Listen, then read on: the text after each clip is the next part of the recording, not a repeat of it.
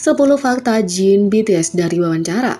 Dalam wawancara dengan majalah GQ, Jin menjawab pertanyaan tentang dirinya sendiri. Berikut adalah 10 fakta terbaru yang dia katakan sendiri. Yang pertama, panggung yang paling berkesan, jawabannya adalah Idol di Perancis. Selama konser, penggemar menonton BTS, tetapi di akhir panggung khusus ini, penggemar menari bersama. Jin senang melihat mereka bersenang-senang. 2. Genre musik apa yang paling cocok untuk Jin? Berdasarkan kepribadiannya, Jin merasa bahwa genre musik yang ringan dan menyenangkan cocok untuknya. Disco misalnya. Tapi sebagai seorang vokalis, Jin merasa dirinya cocok dengan genre atau lagu yang menyentuh emosional. 3. Jin sang solois. Dengan karya solonya, Jin dapat memiliki kunci, lirik, dan melodi yang paling sesuai dengan suaranya.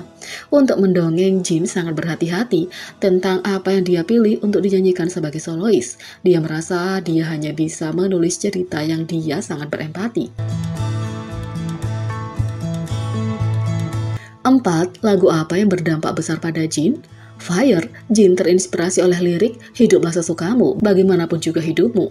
Dia tahu beberapa orang akan membencinya hanya untuk membenci, tapi orang-orang yang menyukainya akan mendukungnya. 5. Awake. Lagu BTS Awake memberi Jin awal karir solois. Setelah melihat anggotanya mengerjakan solo mereka sendiri, dia menggunakan Awake sebagai cara untuk menantang dirinya sendiri. 6. Kebutuhan akan kebaruan. BTS secara konsisten menghasilkan musik, pertunjukan, dan pesan baru, tapi tetap menjadi yang baru tidak mudah dilakukan. Jin mengakui beban itu. Terkadang dia tidak tahu harus menulis apa atau cerita baru apa yang ingin dia ceritakan. Dia pikir anggotanya masih merasakan hal yang sama. 7. Filosofinya tentang istirahat. GQ Korea mengemukakan keyakinan Jin tentang pentingnya meluangkan waktu untuk beristirahat. Jika dia memiliki waktu luang selama sebulan, bagaimana dia akan menghabiskannya? Jin merasa bahwa dia masih merasa perlu mengerjakan lagu atau sesuatu yang lain selama istirahat karena dia sudah terbiasa bekerja. 8. Rencana pensiun. Jangan panik, Jin tidak berencana untuk pensiun dalam waktu dekat. Di masa depan, dia bisa melihat dirinya pensiun di desa pedesaan yang tenang, di mana dia bisa memanggang di atap, mendirikan tenda di luar, dan sesekali mengadakan pesta. 9. Hadiah yang tak terduga. Ketika Chris Martin dari Coldplay memberi Jin sebuah gitar, Jin tidak yakin apakah dia diizinkan untuk menyimpannya. Chris Martin memberikan gitar itu kepada Jin setelah Jin mengomentarinya dengan mengatakan, "Gitarmu keren." Dia tidak tahu Chris Martin akan memberikan gitarnya. Hadiah itu sangat tidak terduga sehingga Jin bertanya lebih dari sekali apakah dia benar-benar diizinkan untuk membawanya pulang. 10. Ucapan tahun barunya. Jin memulai tahun 2022 dengan menyemangati teman-teman mudanya dengan pesan yang mendukung. Dia ingin mereka tahu bahwa mereka baik-baik saja dan meminta mereka untuk melepaskan tekanan apapun yang mereka rasakan untuk memulai tahun baru.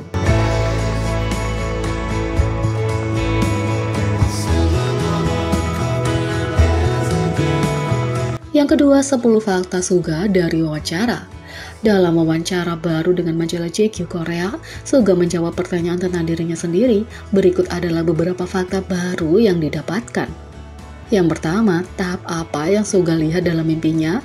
Konser Final Seoul untuk Tour Love Yourself 2019 BTS masih segar di benak Suga. Terkadang dia menonton video dari konser itu dan akhirnya memimpikannya sesudahnya.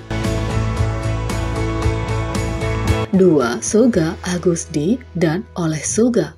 Ketika ditanya tentang dirinya sebagai anggota BTS, rapper solo, dan produser, Suga mengatakan bahwa setiap bagian adalah sepertiga dari dirinya. Ketiganya menunjukkan sisi yang berbeda dari dirinya, dan Suga suka memberi orang kebebasan untuk memilih bagian mana dari dirinya yang ingin mereka lihat. 3. Kata kunci.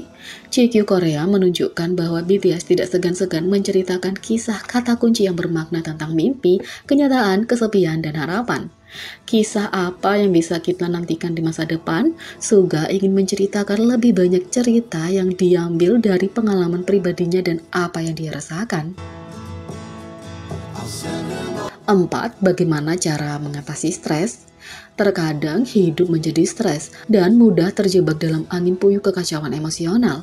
Di tengah-tengah ini, Suga menghentikan semua yang dilakukan dan mengambil waktu sejenak untuk berpikir daripada melawan.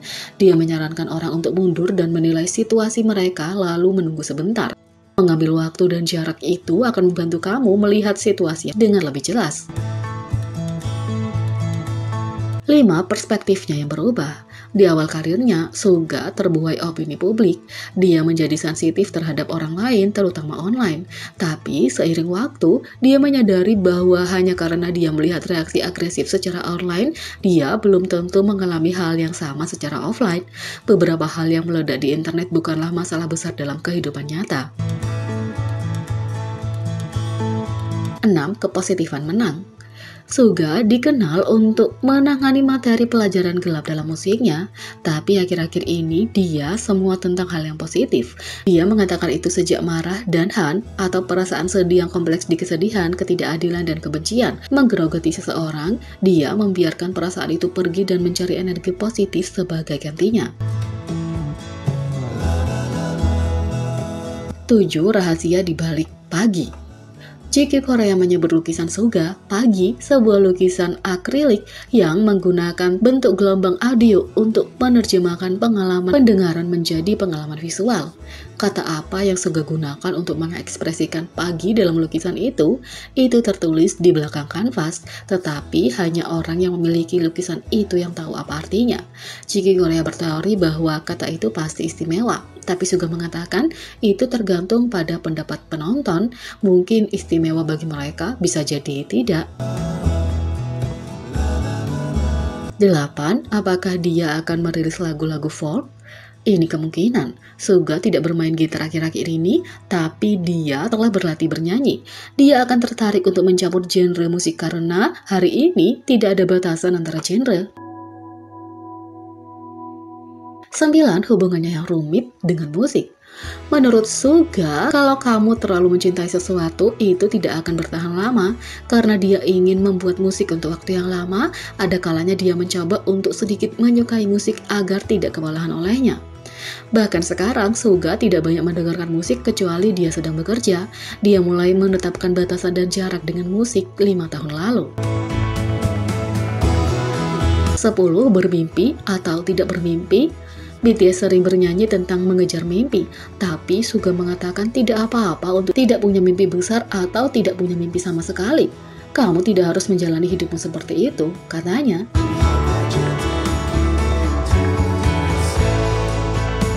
Jadi, bagaimana menurut kalian tentang ini? Beri komentar di bawah. Klik subscribe, like, share, dan klik lonceng. Sekian video kali ini, sampai jumpa lagi.